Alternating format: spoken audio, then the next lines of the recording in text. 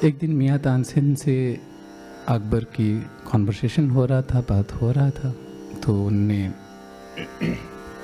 बोला कि तानसेन, मैं मानता हूँ कि आप दुनिया के सबसे अच्छे गायक में से एक हैं। तानसेन हाथ जोड़ा, बोला कि जी महाराज। हाँ, तो मैं ये भी जानना चाहता हूँ कि आपसे बड़ा कोई है क्या? हाँ, तानसेन बोला कि जी महाराज है ना।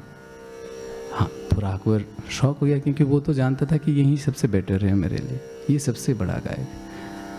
तो अकबर को बोला कि ठीक है, बता दो कौन है वो, हमको मिलना चाहेंगे, हमका गाना सुनना चाहेंगे। बोला नहीं महाराज, आप जैसे राजा के लिए वो गाना ही नहीं गाते हैं। हाँ, तो अकबर बोला कि ऐसा तो हो नहीं सकता, ये हमारा राज्य है और हम जिसे चाहे गवा सकते हैं, जैसे आपसे गवा रहे हैं। हाँ, तो मुझे तो गाना सुनना ही है, चलो कौन है वो बताओ ना। महाराज, वो मेरे पूज्य गुरु स्वामी हरिदास हैं, जो मुझसे कहीं गुना अच्छा गाते हैं। हाँ, तो अकबर बोला कि नहीं, मुझे उनका गाना किसी भी हाल में सुनना है, तो आप सुनाओ, नहीं तो आपका गला काट देंगे हम। तो ये बेचारा बोला कि ठीक है, अगर महाराज की बात नहीं माना तो मार देंगे वो। तो महाराज, वहाँ उनका गाना सुनने के लिए एक आम इंसान बनना पड़ेगा पहले आपको। ये जो मुकुट है, ये भेष है, ये सारा परित्याग करना पड़ेगा। अकबर भी बोला ठीक है, चलो हम परित्याग कर देते हैं। अगर ये बात झूठ हुआ कि तुम्हारे गाना तुम्हारी गुरु से कम है, अच्छा नहीं है, तो बस तुम्हारी खैर है। मतलब अगर एरे गरे नत्थो केरे कोई निकला भाई, बस तुम गाए काम से फिर। हाँ, तो ठीक है। तो महाराज निकल पड़े वृंदावन की ओर। जाके पहुँचे वहाँ पर, मियाँ तानसेन अपने गुरु के पास कुटिया में गए और उनको प्रणाम किए और बोले कि महाराज, गुरुजी ये मेरे साथ आए हैं और हम कुछ दिन यहाँ रुकना चाहते हैं। तो एक दिन बीत गया, स्वामी हरिदास जी गाना नहीं गा रहे हैं। दूसरा दिन बीता, तीसरा दिन बीता, ऐसे एक हफ्ता बीत गया।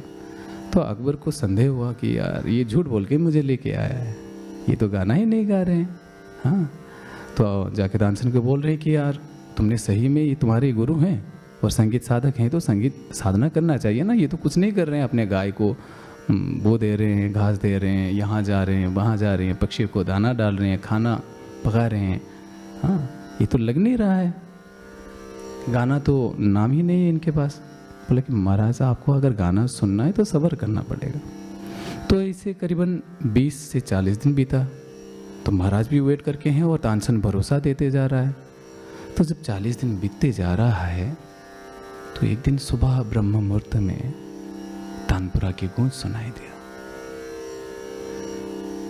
ये गूंज ऐसा था, तानसेन उठ गए और सम्राट अकबर को भी उठा दिए।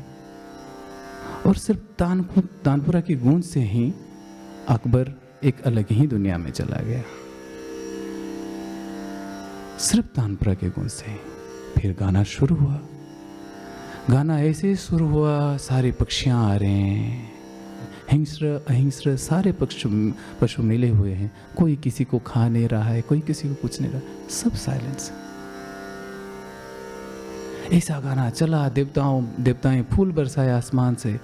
बस अकबर तो समाधि ले लिया, सिर्फ गाना सुन के रहे। ऐसा गाना था।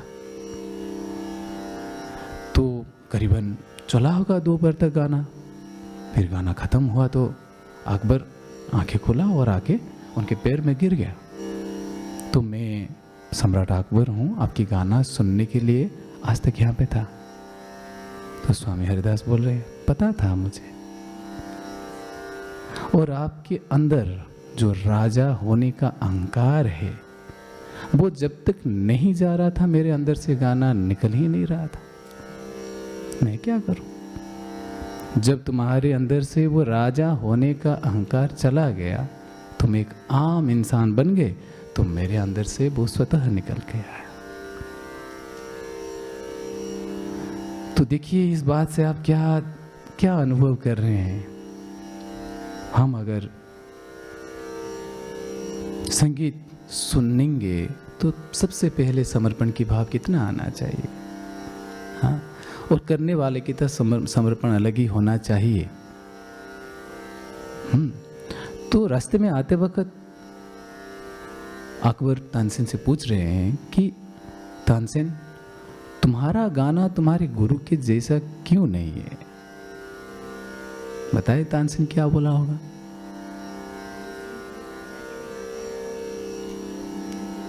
हाँ, ये बात बहुत अच्छी बात है। तो तानसेन बोला कि मेरा गाना आपसे शुरू होता है, आपसे ही खत्म हो जाता है।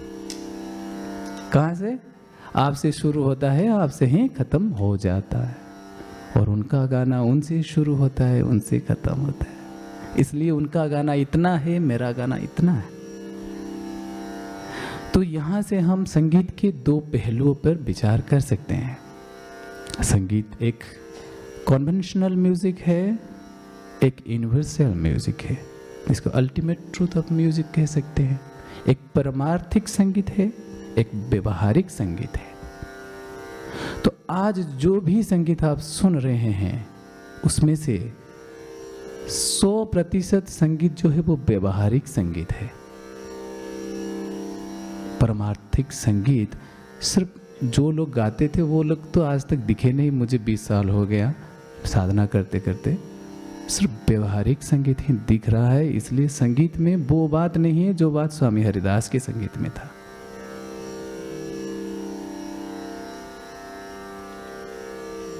तो ये सच्चाई आपको मानना पड़ेगा, क्योंकि हम संगीत किसके लिए कर रहे हैं? क्या वही परमार्थिक संगीत के मार्गी संगीत जो है उसी के मार्ग पर कर रहे हैं, या व्यवहारिक जगत में बचने के लिए, जिंदा रहने के लिए, किसी को दिखाने के लिए या दिखावा के लिए संगीत कर रहे हैं?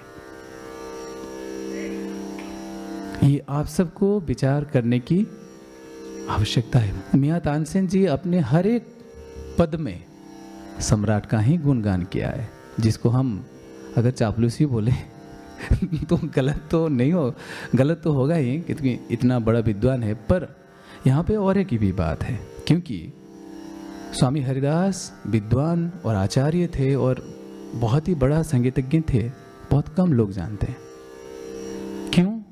क्योंकि व्यवहारिक उन्होंने बनाया नहीं। मियां तानसेन गुण गा गा के, क्योंकि सम्राट एक ऐसे पद में थे, अगर वो बोलते हैं मियां तानसेन राजा है, संगीत का महान गायक है, तो सब मान लेंगे।